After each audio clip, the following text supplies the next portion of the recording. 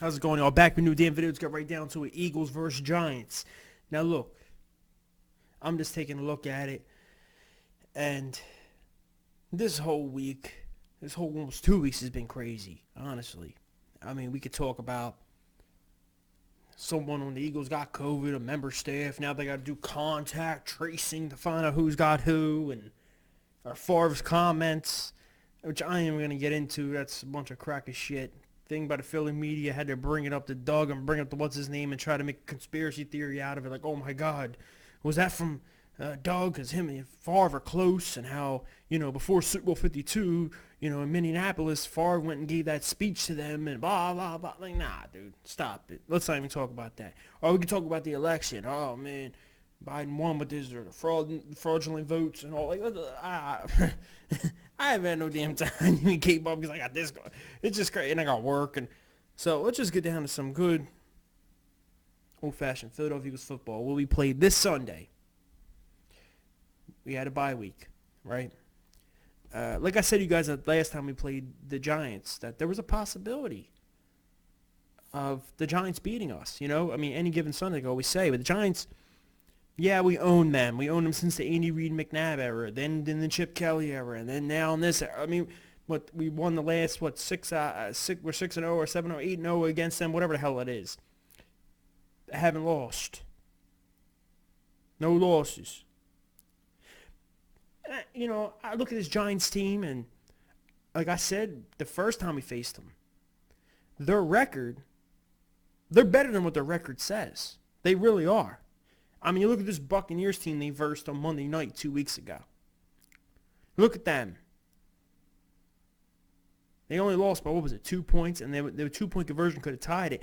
Honestly, the Giants should have maybe possibly won that game. There was a few mishaps by Daniel Jones. It was Daniel Jones who made the mishaps. Daniel Jones overthrow for a touchdown, or underthrow, or there was a lot of things he didn't see on the field that people were open, and I can't bash him because Wentz ain't playing that well either. But I'm saying, you hold the old mighty Tampa Bay Buccaneers, everyone's all pumping them up all offseason. I knew this wasn't going to work the year one, especially since COVID. But you got Brady, you got Tom Brady over there with the Bucs. You got Rob Gronkowski. You got Mike Evans. You got, was Chris Godwin playing the guy? I don't know. But you got Scotty Miller, still a beast. You got now Antonio Brown, but he didn't play that game. I understand, but still, of all these guys, I mean, Cam Brady was a backup who was a starter last year. You have O.J. Howard, who whatever. But we already know about the Tampa Bay Buccaneers. But they almost won that game, and they probably could have. And then you look at the game on freaking Sunday against Washington. They were beating them, and then Washington started coming back.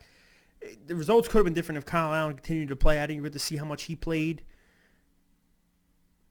But I know Alex Smith took over. He had 3 interceptions. It was his first time actually playing like a full game. Not full game, but almost a full game since, the injury. He took a few snaps, I think, in the Rams game this year or whatever game the Redskins played. But, yeah.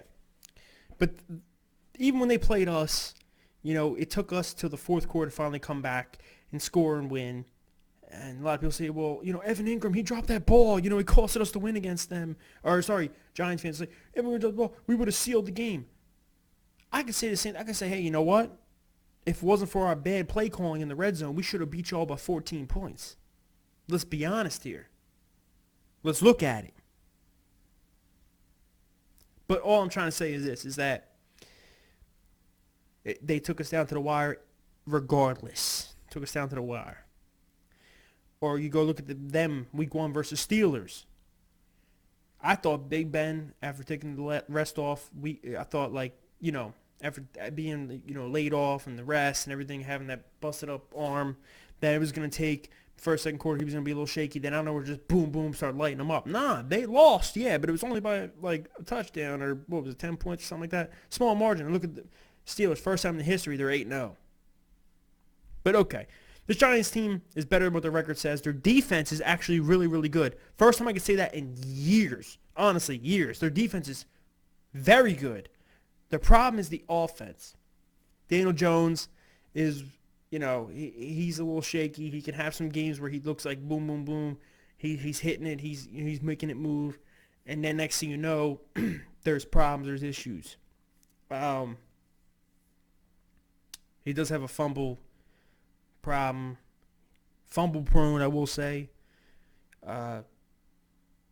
Does miss guys, this and that. But I think I look back at our game against him the first time we faced him this season. We didn't bring the blitz enough. We just thought we rushed 4 men, we covered the rest, we can do it. And we did win the game, yes, and we did strip sack him, and we did get a few sacks on him. But I think if you just bring the pressure on him, pressure bust pipes, like I said in the first game, you should have done that. That's why I was upset when I came to the video 2 weeks ago, 3 weeks ago we faced them, and I said, damn, we should have just crashed on them, dude. I don't know what Jim Schwartz was thinking, but I think this game is differently played around. I think incorporate more blitzes, more disguised blitzes. Daniel Jones is young, yes, but he does not. I don't think he can still read defense like these other elite quarterbacks. So you can do disguised blitzes. You can just bring it at him. Get after him. I mean, you look at what the Washington Redskins were all over him. You know what I mean? Our defense is still solid, but that's their problem, is their offense. So we need to get after that. So our defense needs to step up. They've been stepping up every week. Now let's get to our offense. Now, I still think the Giants' defense is very, very good.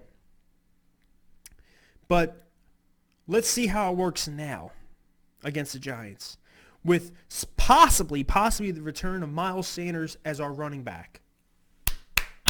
Good. Because last time we versed the Giants, we had to have Boston Scott as our lead back. And you know he can't just take the bulk of the carries. We just kept throwing it. And I'm like, running a little bit. And Boston Scott can, but you need that. And Miles Sanders is the guy. Hopefully he plays. They're talking about he might play. So who's practicing so far and has practiced, I think, the past day, 2 days or day or so is Miles Sanders, Isaiah Malu, who is, one of our guards, Alshon Jeffrey. Let's see what he can do when he comes back. We have a whole bunch of guys that are still practicing. Malik Jackson, defensive lineman, coming back, possibly, but practicing. So I'd like to see that. Lane Johnson's practicing, they said, but still, they'll see.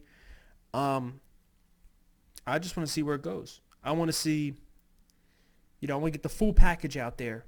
And I just have a good feeling for some reason that when Alshon's out there, I don't think Alshon's the best, the greatest. I'm more hyped about Regard. I'm more hyped about Fulgham. Fulgham. I always call him Fulgham for some reason. T-Ham, but whatever. For some reason, Wentz's connection with Alshon, even since the year where they connect, since his first year here in 2017, Alshon, their connection for some reason, like he's going to get it right off the bat with boom, boom, boom, boom, boom. And I've seen it, last year, week 1 with Wentz and Alshon, just like he did with Deshaun. Then they both got hurt week 2. Alshon came back way before Deshaun, but he got a touchdown. I think it was he had 4 touchdowns or something. Not four touchdowns, I think, in 3 games or 4 or 5 games. Then he got hurt again. Whatever the hell. I saw some stat today, but I know I've seen the connection, and the connection is there. So hopefully that does help the offense out. So you got James Bradbury, who is on the Giants defense, probably one of the best corners in the league right now. He's very underrated. Definitely could be in the top 5. Definitely top 8 corner in the league. So who's he going to cover? Is he covering Regard? Is he going to cover Regard, who's the speed guy? Is he going to cover Fulgham? Is he going to cover Hightower? Or is it going to be Alshon? Alshon's coming back. They said he might not be the same guy, but they are saying, he did cut weight. He lost weight. He looks in the best shape he has in his whole entire Eagles career. I still have a feeling he's going to go out there and get hurt within 2 series or 2 plays maybe. I don't know. I'm not trying to say that. I'm not saying he's the best thing ever. I'm not saying I want him back, but that might be the thing that brings it together. You never know. Having that big body guy. You seen it last year, like I said. But all we need is for Wentz to play a clean game of football. Our offensive line to block and protect the man. Him out to hold the ball too well. Hopefully this bye week helps him out. He gets to look at the film and say, you know what? We can turn this thing around. It's on me, but it's also on all of us. When the play is not all there, maybe just throw it away. But if I think a play might be there, maybe I can break 1 tackle, then make a play, I'll do it. But I can't break 3 or 4 defensive linemen. I can break 1 or 2. I can break maybe 1, but I can't break 4 or 5. We'll see. Let's go birds, fly goes fly. I'm out.